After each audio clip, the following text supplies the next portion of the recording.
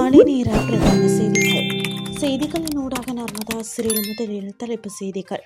யாழ்ப்பாணத்தில் காலாவதியான மருந்துகள் விற்பனை 2 மருத்துவ நிறுவனங்களுக்கு ரூபாய் 4 லட்சம் அபராதம். கோர விபத்தில் சிக்கி வங்கி முகாமையாளர் உயிரிழப்பு. துபாயில் அடுத்தடுத்த வெடிப்புகள் அதிர்ந்த ஜபல் அலி துறைமுகம் அருகே.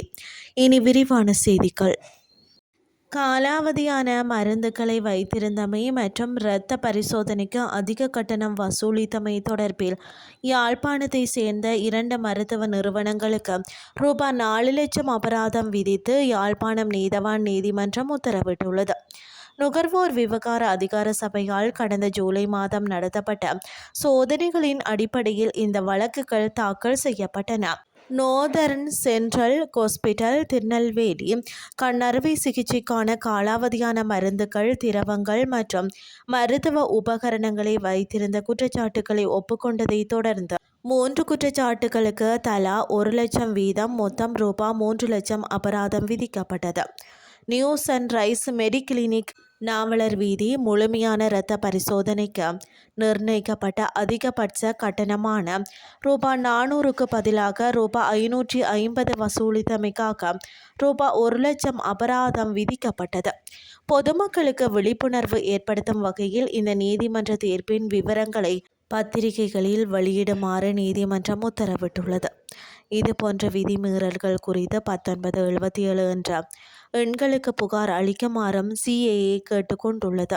அனுராதபுரம் பாதனிய A28 பிரதான சாலையில் உள்ள ஆலங்குளம் பகுதியில் நேற்று ஒரு மோட்டார் சைக்கிளும் தனியார் பேருந்தும் மோதிக்கொண்டதில் ஏற்பட்ட கோரமான விபத்தில் எப்பாவளாவில் உள்ள ஒரு அரச வங்கியின் முகாமையாளர் உயிரிழந்தார்.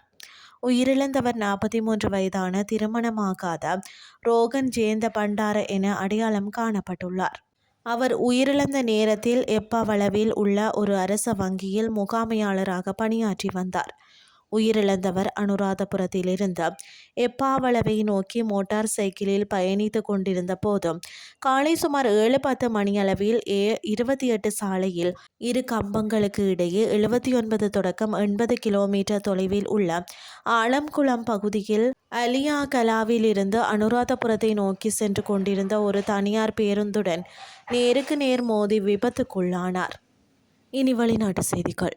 ஐக்கிய அரபு அமீரகத்தின் துபாயில் உள்ள ஜபல் அலி தொழிற்பகுதியில் அடுத்தடுத்த பல வெடிப்புகள் ஏற்பட்டதை தொடர்ந்து அப்பகுதியில் பெரும் தீ விபத்து ஏற்பட்டதாக தகவல் வெளியாகியுள்ளன.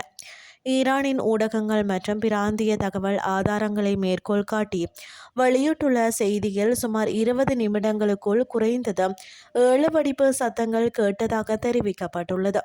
மேலும் ஜபல் அலி துறைமுகம் அருகே இருந்து அடர்த்தியான கரும்புகை வானத்தை நோக்கி எழுந்த காட்சிகள் சமூக ஊடகங்களில் பரவியுள்ளதாக கூறப்படுகிறது.